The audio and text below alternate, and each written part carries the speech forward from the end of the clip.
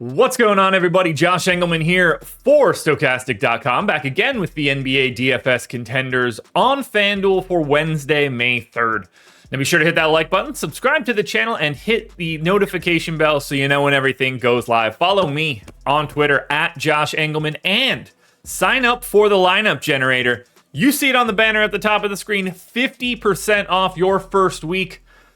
I don't know how else I could tell you. This is the greatest tool that we have because we create 1,000, 2,000, 10,000 lineups, just as many as we can get to. We get rid of everything that we think stinks, and then we present the rest to you. Chalky, contrarian, balanced. You could lock players and swap players, export up to 20 via CSV.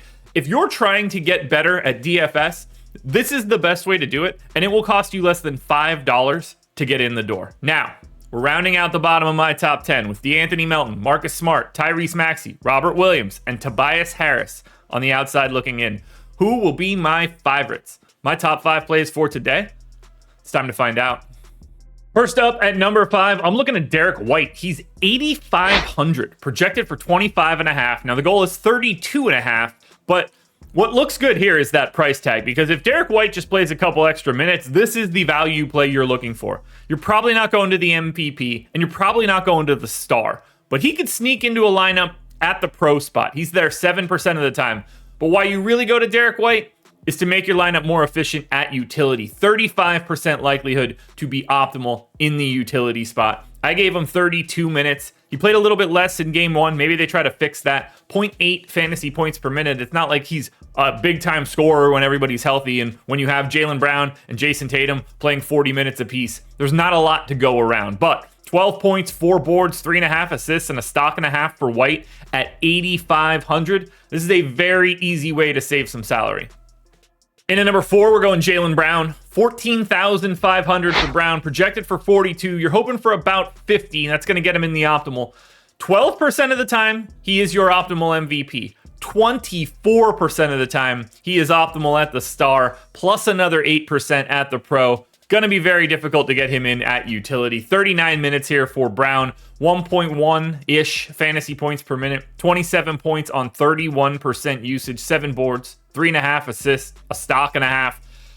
I think Boston comes out looking to slit some throats today. I don't think they're very happy after game 1. This could get really ugly. At least that's the way that I see it happening. That was a perfect storm for Philly in game 1. Whether it's Jaylen Brown that does the damage, whether it's Jayson Tatum that does the damage, maybe it's both of them. I'm expecting big things out of Boston. B-Ball Paul in at number 3, 11K Paul Reed, projected for 35. Can actually make it into the MVP spot about 3% of the time. Crazy to think about, but if the stocks are there. 10% chance to be in the star. 27 in the pro and 12 in the utility. The problem here for Reed is that I have no idea what to do with his minutes, because he played as much as he possibly could have in game 1. And you have to feel like that is a very big ceiling. I went 32 minutes for Reed. In his previous starts, he averaged about 28. We saw that he can get a bit north of that, but you can't just go straight to that number. All it takes is a little bit of foul trouble, and that trims him down a bit. At 32 minutes, 1.1 fantasy points per minute, Reed looks great. 11.5 points, 11 boards and assists, and 3.5 stocks. 11K just works. As long as Joel Embiid is not playing, Paul Reed is one of the best plays you'll find today. In at number 2, we've got Jayson Tatum. 17K. That is a massive price tag. You're going to see a lot of Tatum plus Derrick White today, I think. Projected for 51. You're hoping for a little bit more than that. You could only play him, in theory, in the MVP and star spot. 37% of the time, he is your optimal MVP. 20% of the time, he is optimal at star. 1% of the time, he is optimal at pro. That's going to be a tough sell. If you're not getting a big multiplier for Tatum at 17K, it's really hard for him to show up in an optimal lineup. 40 minutes, 1.3 fantasy points per minute, 31, 9, and 4.5 plus 2 stocks. You know what you're getting here. You need raw points on FanDuel. And there's a 59% chance that Jayson Tatum is in the optimal lineup today, which also means that there is a 41% chance that he isn't. Tough slate. Ranking just ahead of Jayson Tatum is the NBA lineup generator, $4.48. Click the link in the description. I'm telling you guys, help yourself out. My number 1 contender for today is going to be James Harden. 16K projected for 50. You're hoping 57.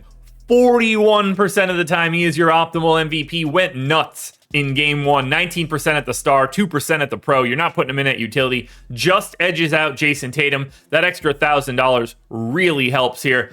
Hopefully, Harden was able to keep his hands to himself over the past 2 days. Nothing crazy at his frequent establishments, if you will. He needs to be here again for it. He doesn't have much of a choice. They need that kind of day out of James Harden to keep this bad boy competitive. We saw it happen once. Can it happen again? I hope so, but he's probably going to see a different defense. Either way, the best play you can find today, the guy that is most likely to be in an optimal lineup, is James Harden. Alrighty, folks, that will do it. Those are my NBA DFS contenders on FanDuel for Wednesday, May 3rd. I can't believe it's May already.